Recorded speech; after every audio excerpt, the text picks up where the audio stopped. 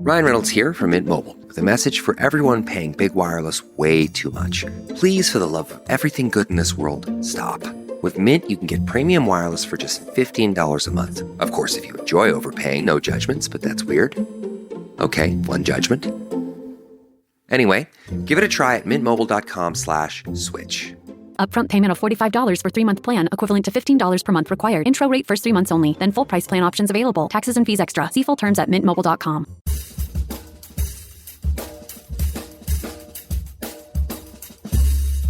I mean, come on, no one plans to get sick. And yet, here we are. My name is Matthew Zachary. I survived cancer, a stroke, and COVID-19, and I'm still here. I also survived our broken healthcare system, and I want to help you survive it too. So let's go make healthcare suck less together, because we're all out of patience.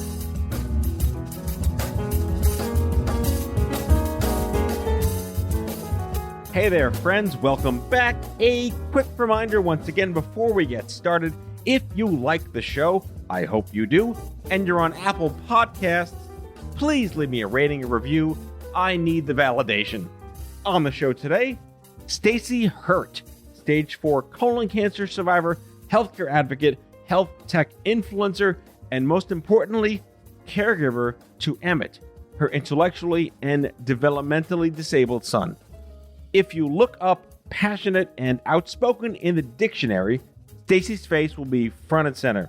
She is the epitome of take no prisoners, voice of the people, raging every day for empathy in medicine, caregiver awareness and support, invisible disability awareness, patient experience, and a whole lot more. Prepare to laugh, prepare to cry. This is Stacy Hurt.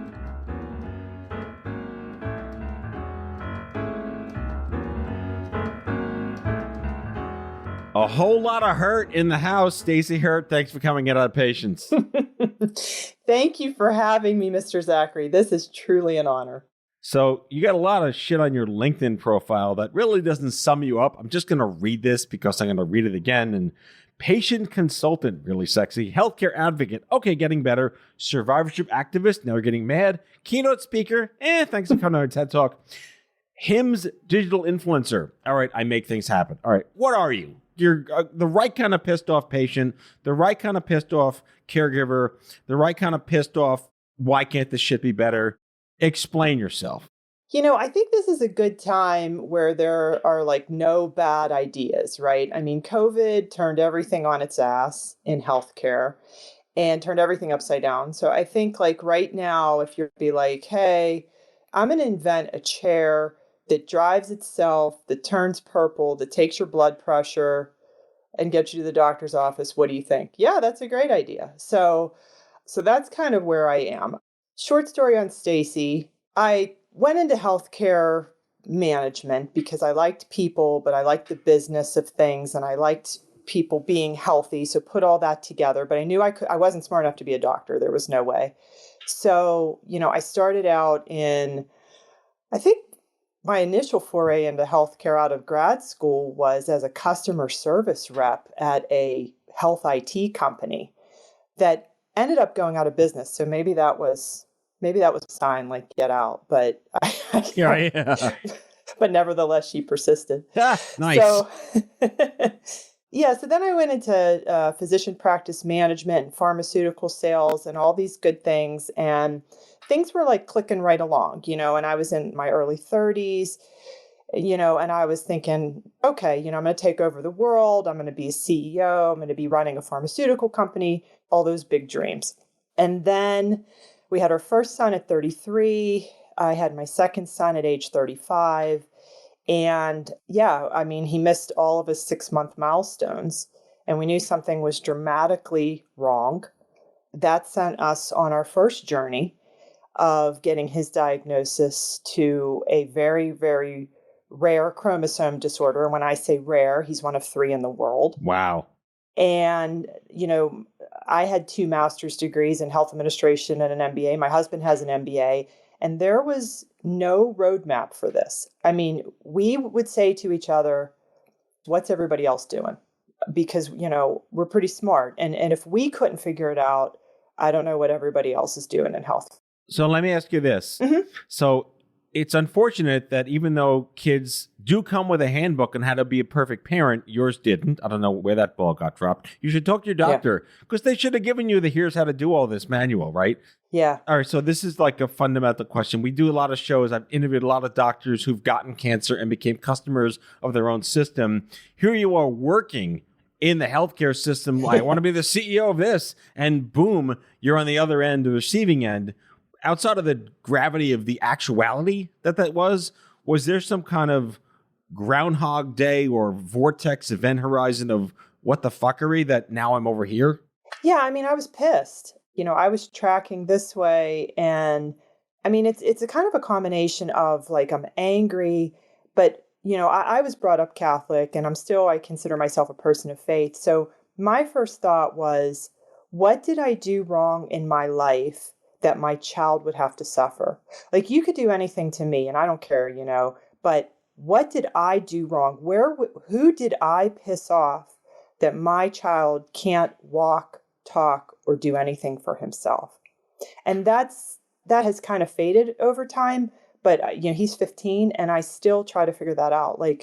But it's not so much why me, it's why my son. And I still to this day get emotional about it too.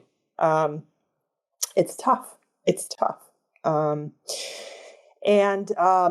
then, over time I've learned to realize, and then you turn that around to why not me.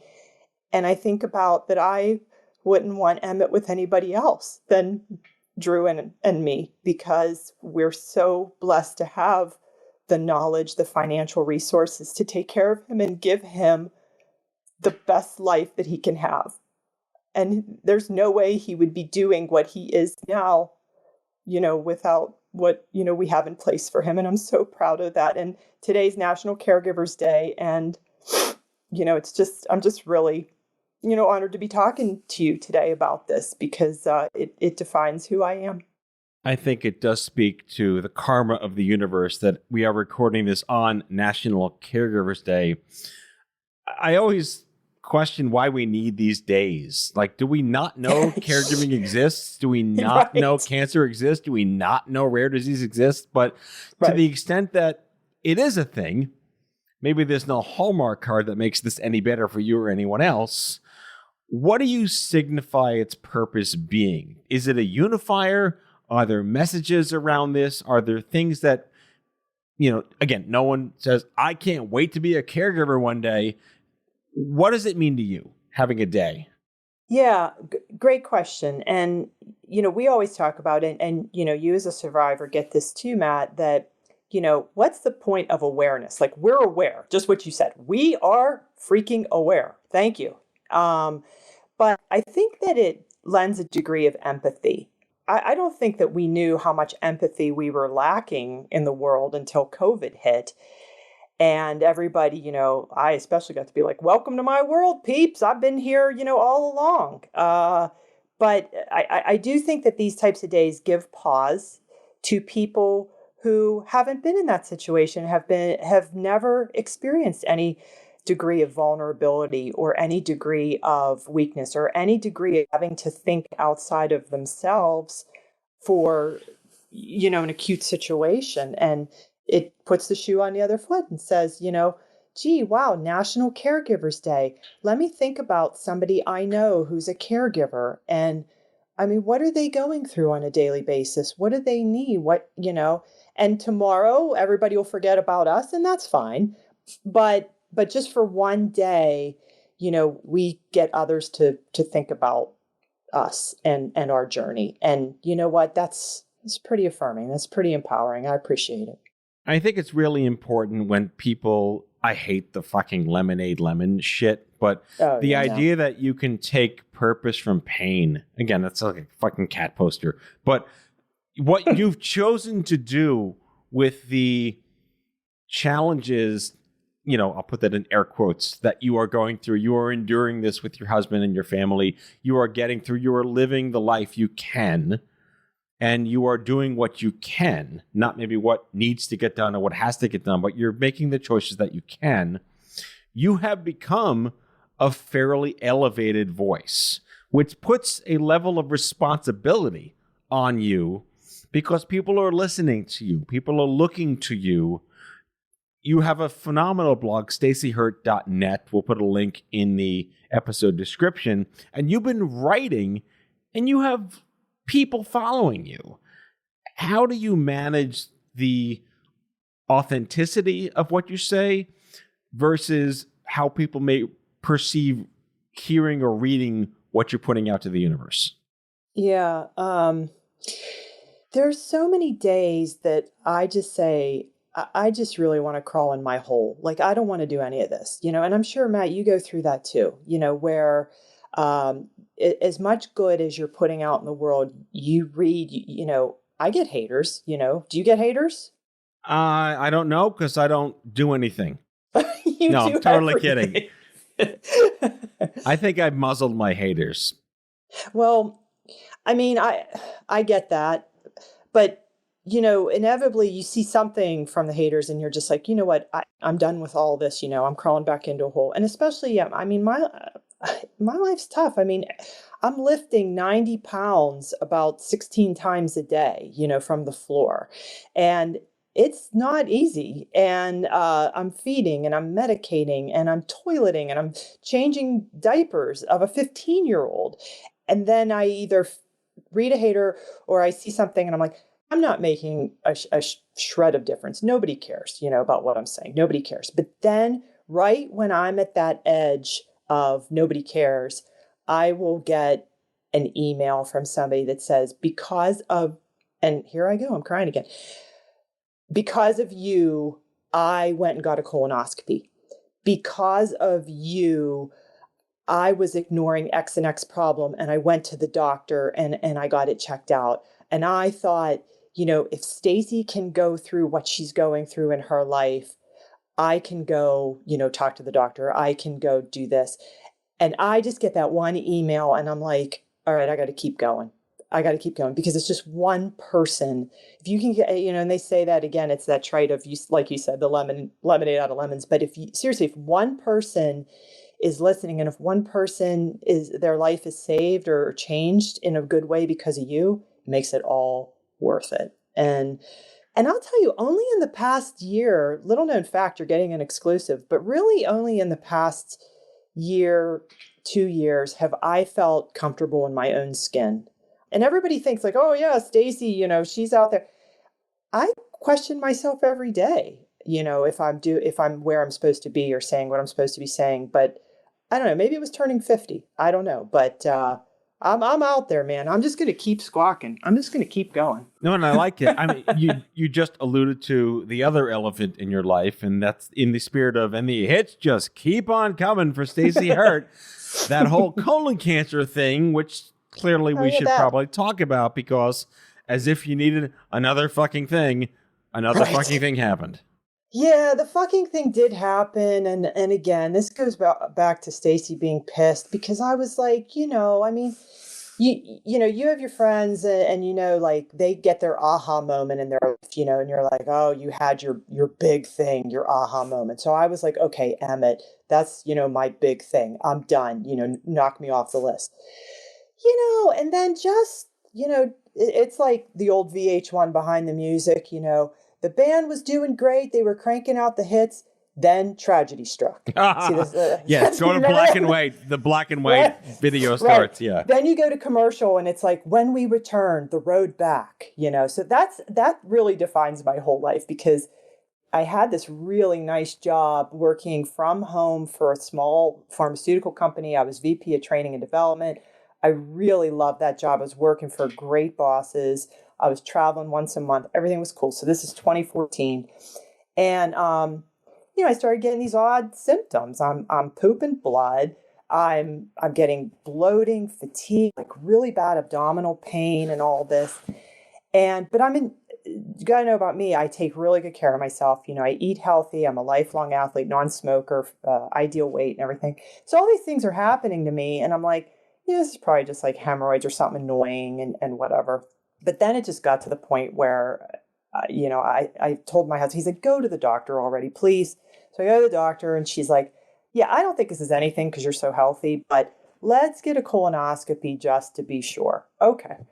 So really not expecting anything. Get the colonoscopy. Well, it's like the worst thing you could ever imagine. I mean, I'm covered with, find this huge ass tumor in my rectum, 11 centimeters. He couldn't get the scope around it. Get the PET scan. I light up like a Christmas tree, 27 places, covered with cancer. And I'm just like, oh, are you fucking kidding me? Like, I got my thing. Like, are you serious? Like, now I'm going to die? Wasn't I done? I thought I was done. The shit happens ometer is it's at 11 already. Right. I mean, it's off the charts. I mean, enough. So anyhow, that really, and this is what I, when I get a chance to say this, it was one thing fighting stage 4 cancer, but fighting stage 4 cancer while taking care of a child who at the time, my older son was 10, my younger son was 8, my special son was 8. Fighting cancer and taking care of Emmett at the same time. I look back on those days, Matt, and I don't know how we did it. I really have no idea how we did it because it was a shit show of mammoth proportions. I mean, so then I'm in the support groups and everybody's like, oh yeah, I had a treatment week. So I just took a nap or I just checked. I'm like, there were no breaks for Stacy Hurt. Like Stacy Hurt had to keep going, keep lifting, keep toileting, keep this, that. My son needs constant supervision. So yeah, there were no naps. Like I had to keep going. And it's rough. It was rough. But hey, wait, spoiler alert, I'm still here. So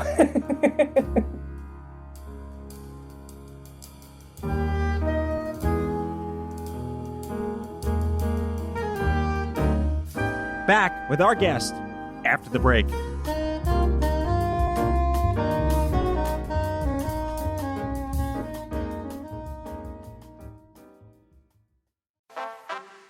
No matter how you travel, it's good to have a plan. Some people plan every minute. No sleep, bus, museum, another museum.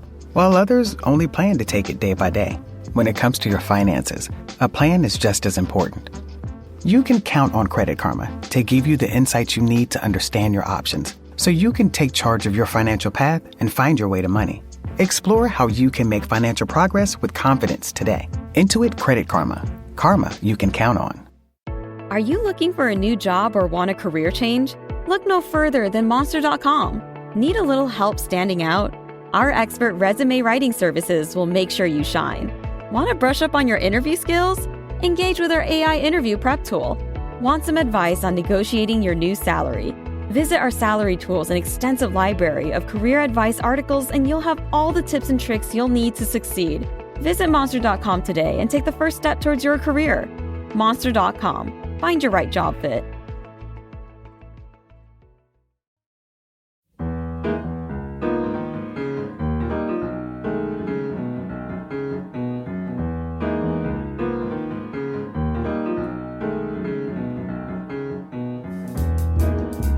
So, Stacy, first thing I want to talk about here is this idea of cancer prevention. And before you lurch into how much you love or hate the term, I'll go back to what you said in the first half, which is you did, quote, everything right. You ate well, you probably recycled, maybe you're vegan, maybe you helped out at the food shelter or whatever. And then anyone and everyone can get colon cancer for no reason at all.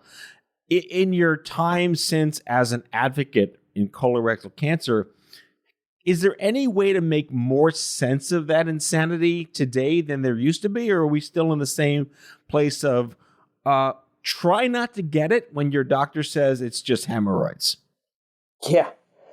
Yeah. I mean, I am the poster child for bad things happen to good people. And I mean, maybe the good people may be controversial to some people, but I definitely am I did everything right. I was nice to people. I did the right thing. And I still got colon cancer. So, I was just in a conversation I'm in the Advocates Collaborative group, and we were having a conversation about we need to change the narrative on that whole prevention thing more to risk reduction. Amen. So, I mean, yeah. So don't think like you're going to prevent it, because guess what? Shit happens, and it's going to happen, and it's just bad luck. And I asked my oncologist to say, what did I do right to overcome cancer? And he says, good luck. Right. I had the best of a bad situation. That's it. It's all luck. So I think that we can do these things to mitigate risk, in terms of, we know you shouldn't smoke. We know you should eat healthy. We know, and I think about, okay, so look at the other half of, my life being a caregiver. And if I didn't, exercise, take good care of myself, eat healthy, blah, blah, blah, I wouldn't be in the shape that I am to take care of my son. So it kind of all goes together. And honestly, for what I have going on in my life, I wake up and I feel pretty darn good here at 50. And I mean, I sometimes back in non-COVID, I'd go on girls' weekends and I have more energy than some of my friends that have like nothing going on. Let's go. What is your problem? Seize the day, live life. So I'm here to say that preventing cancer and all that's kind of a myth, but living healthy, thinking healthy, embracing life, seizing the day, whatever you want to call it, it does pay off for you. It does. It also speaks to such a longer narrative that I think is finally getting a little more amplification in the wake of, the young adult cancer conversation really spawned this national push off the heels of, we're going to take a little history lesson off of like what Livestrong brought to bear, this idea of survivorship, your metaphor of choice, of course, if you get through it, but how we can live our lives to the extent that things can suck less is as important as the doctors and the medicine that enter our lives. But to your point just now, this idea of caregiving and self-care for the caregiver is, I think, it shouldn't be such an under-discussed conversation. The life hacks that you've had to manage for yourself, again, you have a large audience, people listen to you. What have you learned, or what can you teach people currently dealing with, you can't save the world till you save yourself. You have to focus on yourself first, selfishly, to then help other people. Yeah, I mean, it's the concept of burnout, right, Matt? I mean, it is, there's entire organizations and causes devoted to physician burnout. Caregiver burnout is real. I'm here to tell you because I know it. And it's not like I can, again, in non-COVID times, it's not like I can pick up and, take a trip to Tahiti. I mean, who's going to take care of my son? I got nobody. So it's not like, oh yeah, I'm going to take a vacation, I'm going to recharge, or I'm going to unwind. Well, I can't do any of that. So you really have to find these tactics and within yourself or within your home. I mean, what do? You know what makes me feel good? I burn a candle. I mean, just seeing that light and smelling whatever aroma recharges me, refreshes me, reinvigorates me, whatever you want to say. But like something small like that, walking outside and taking a deep breath of the crisp air, right there, it's recharging me and reinvigorating me. So, and I do try to find, and it's not like, again, I'm not going to the gym or anything, but I try to find 20 to 30 minutes of getting my heart rate up and, a little bit of exercise here and there. So you definitely have to invest in yourself, because the more you invest in yourself, as you said, the more that you can give back to your family, to whatever it is, your pets, your friends, whatever your community is. But you have to make a point of it. And as we know, this is my other soapbox, COVID showed us anybody can be fine today, struck down tomorrow. You could just be like I was. I was out running the day of my colonoscopy. I still had all those awful symptoms, but I was still in that invincible mode. And COVID, if nothing else, showed us that being invincible is a transient thing. And any one of us can be struck down and be a patient. So you better be living your best possible life now and getting your screenings and investing in yourself, because tomorrow may look entirely different, literally. Amen. I want to talk about the platitude conundrum that most people face when either they have cancer or they're dealing with a family member that's sick or whatnot. which is oh, you poor thing, or, but you don't look sick, or how are you feeling today? And this isn't like a snarl against people who don't know better, because you know what? Good for you that you don't know pain and suffering yet, or maybe you do and you're not aware of it, and that's fine. But if you're not familiar, there's a greeting card company called Empathy Cards. My friend Emily founded it. She's a cancer survivor. And it's like all the greeting cards you wished the people who said these things to you would read before they said them to you. But what's your take on that? We're not blaming people for trying to be nice, but is it just human condition to feel compelled to say it that way? Well, yeah, I mean, and I used to get really bitter about it. And Emily's a genius with her cards. I mean, you want to talk about a real groundbreaker there, just saying how everybody feels. But yeah, I used to get like really pissed, like, how dare you say that to me? And you don't know, and or, you know, you don't know how I'm feeling, you know, oh, Stacy, you look great and everything. Meanwhile, I'm like, you know, in my bathroom, laying on the floor, sick from chemo, but they just don't know. And we shouldn't get mad at people for not knowing. People are scared of cancer. Like, they don't want to touch it with a 10-foot pole. Do you know what I mean, Matt? Like, it's like, oh, they have cancer. Oh my gosh, you know, they're afraid of saying the wrong thing. So a lot of times they say nothing. It's like, well, I don't want to offend Stacy and ask her about her cancer. And I'm just like, I got cancer at 44. Like, if you didn't know me for like 43 years before that nothing can offend me, right? Then I didn't do a really good job of letting you know who I am as a person. Like, you could ask me anything. And I would rather that you ask me and you learn and that goes for my son too. I don't want to get off the cancer topic, but if you don't know, like, you're not going to offend me, I would rather you ask me. My friend asked me the other day, can he go to a baseball game? And she's like, I'm sorry for that question. That was a shitty question. I'm like, that was a great question, you know? I mean, he has to sit in his wheelchair. He can't be in direct sunlight, all these things, these accommodations. But I'm glad that you asked, because it shows that you care. So yes, people are going to say stupid things, and that's fine. But, you know, when we, you know, have a conversation with them and you just have this feedback, like, you know, thanks for telling me that I look great. That is so sweet of you, but I'm not feeling so great, and here's why, you know, and then we grow together a little bit. So you have a platform, you have a voice. It's 2021.